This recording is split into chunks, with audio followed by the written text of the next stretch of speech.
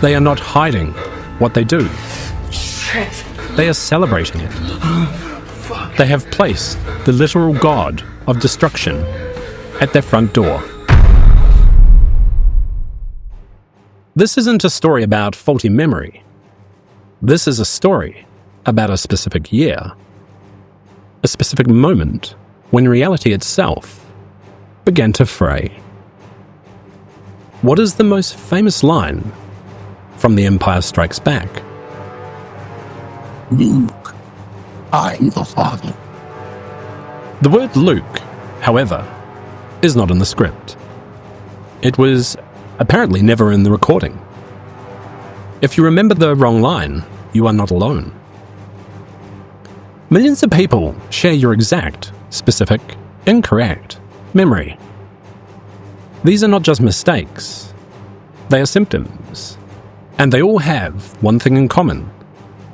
They do not exist in any widespread reports, journals, or media until 2008.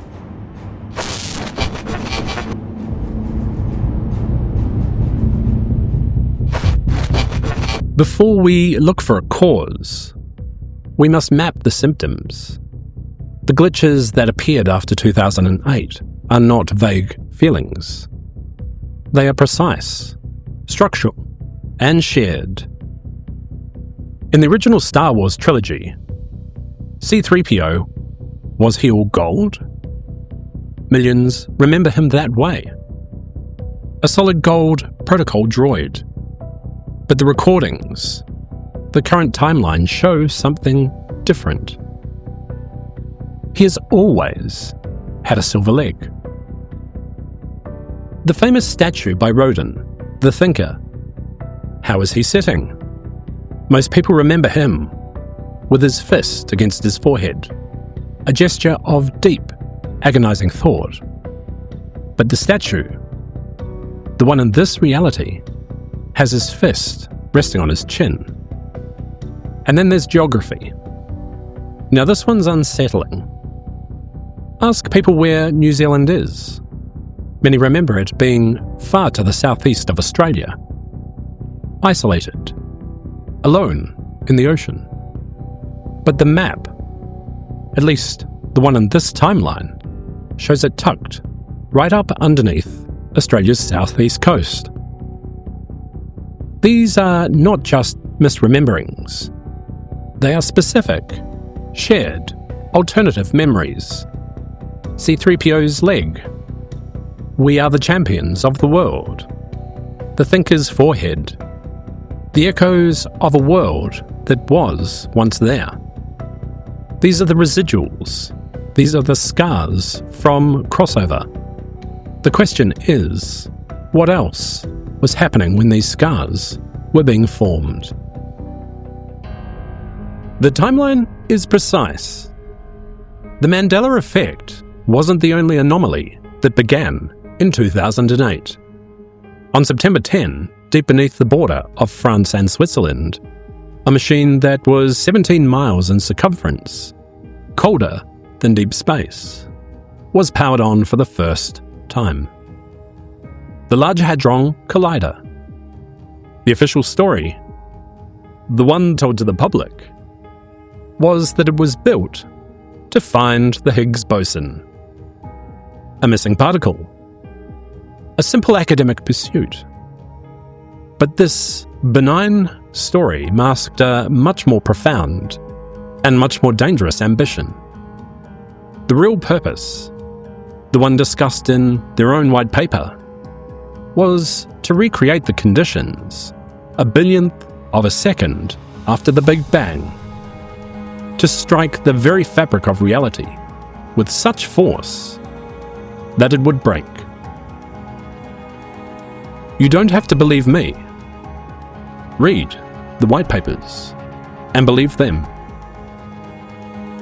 Publicly, scientists at CERN admitted they were looking for an extra dimension.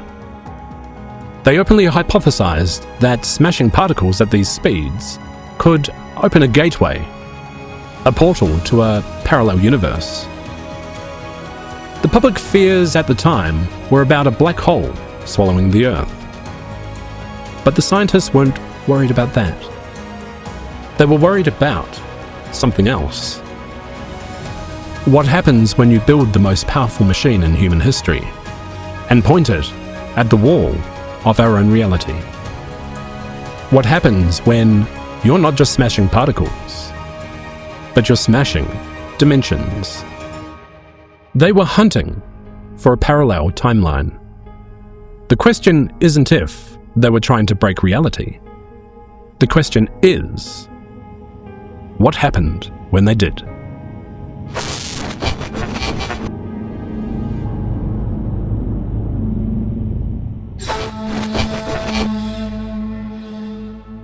What is the true agenda at CERN?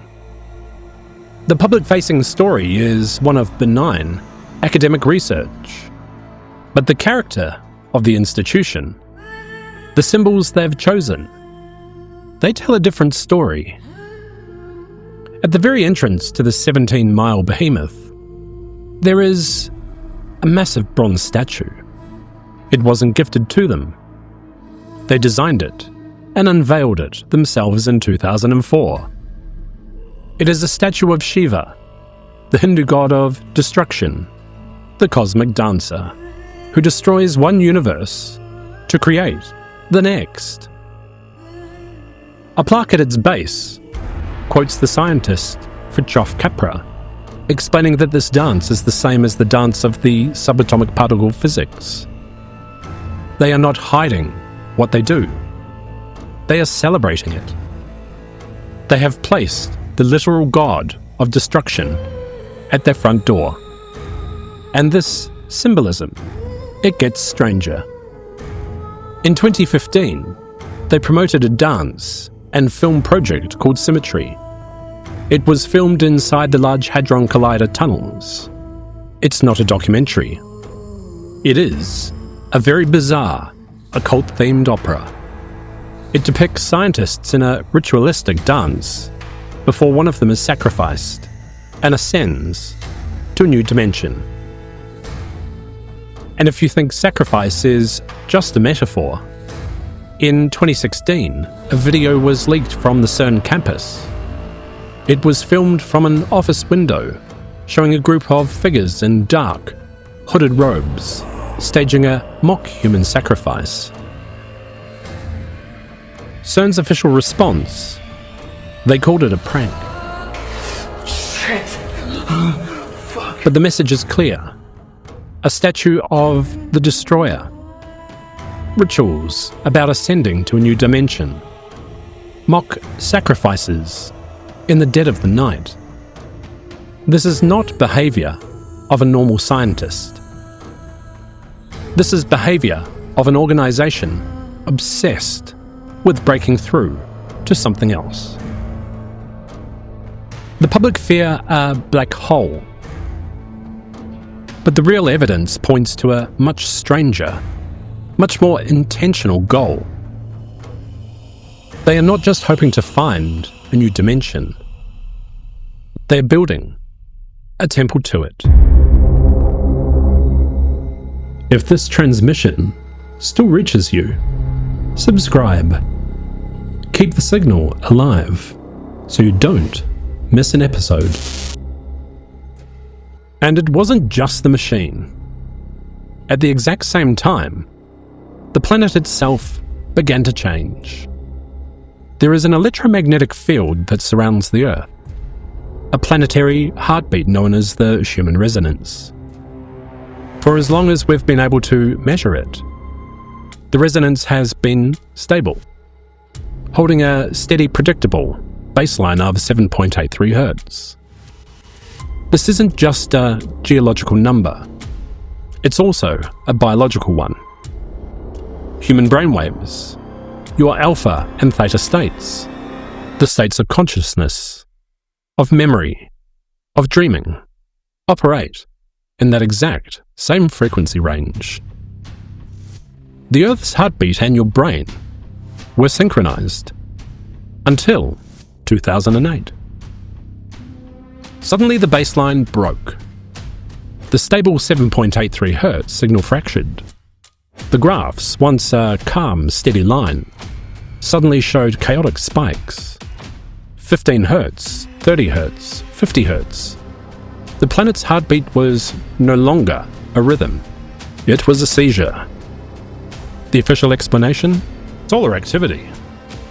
But the data doesn't match. The biggest spikes, the moments of greatest chaos, often happened during periods of low solar activity. This wasn't the Sun. This was the Earth itself reacting. But reacting to what? In 2008, a machine built to hunt for another dimension was activated. And at the same time, the very brainwave of the planet, the frequency that our minds are tuned to, shattered.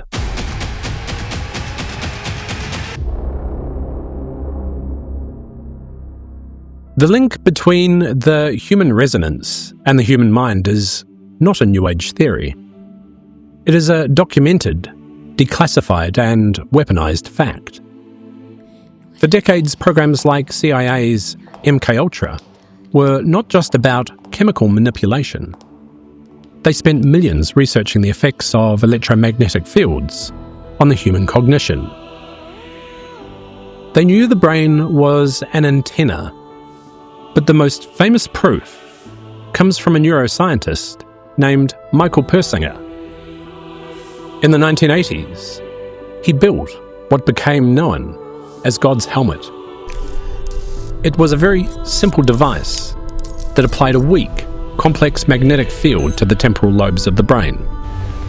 The results were astounding. 80% of his test subjects reported profound, mystical experiences. They felt a presence in the room. They sensed another being. Some even reported out-of-body experiences and visions. Persinger proved definitively that you do not need a divine intervention to alter reality. You just need a magnetic field. Now take that experiment and apply it to the entire planet. For all of human history, our brains, our antennas have been tuned to one stable frequency, the 7.83 Hz, the Schumann Resonance. Then, in 2008, that resonance, the very metronome of our shared reality, was shattered. What happens when Michael Persinger's God helmet is no longer used on one person, but on all 7 billion of us? What happens when the presence it creates isn't just in a lab, but it's a new reality, a new timeline, trying to get in? The Schumann drift wasn't a geological event. It was the God helmet being switched on for the entire world. It was the software update that made our brains receptive to a new signal.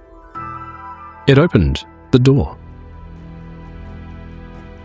So let's take a moment to review the timeline. In 2008, a machine designed to find other dimensions is activated. At the same time, the planet's antenna, the Schumann Resonance, shatters. And the human antenna, our brain, is flooded with new, chaotic signals. A God helmet switched on for the entire world. And the result was not just a few glitches in logos and movie lines. The entire fabric of shared reality began to unravel. Think about the world after 2008. Does it feel different? Does it feel fragmented? This is when the great polarization began, when disagreements stopped being about opinions and started being about fact.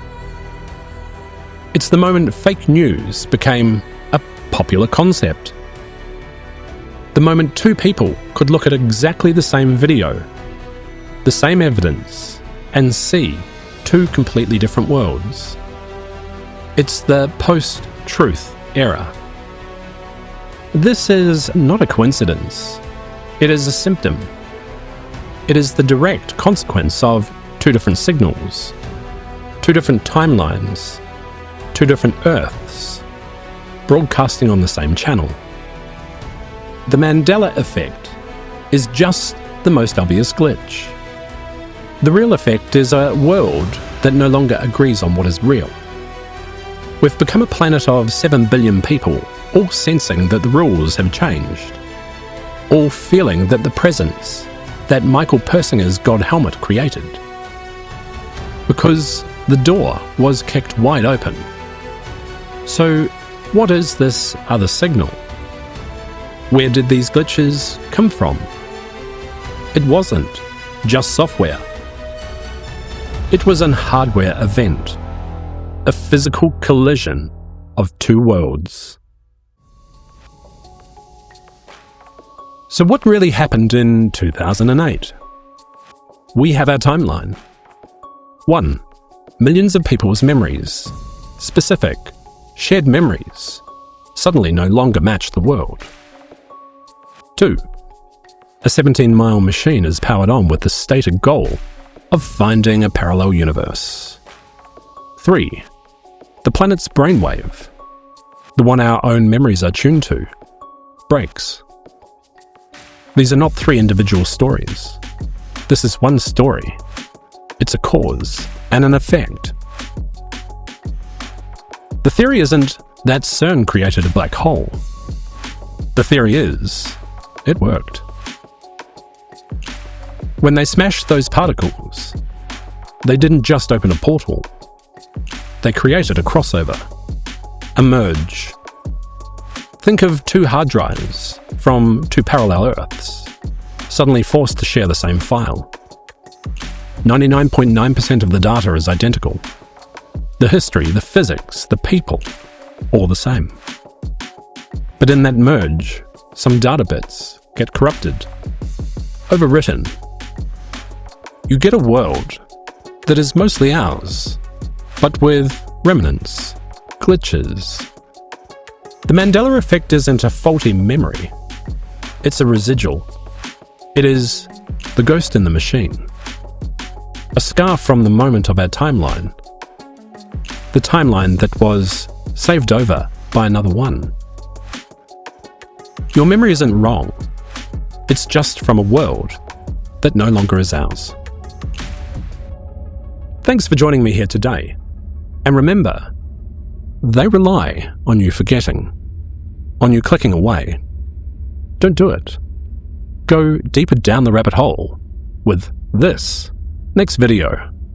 And to make sure the signal can find you again, join the network. Click subscribe here. And keep the light alive. For this is Thinkivarium.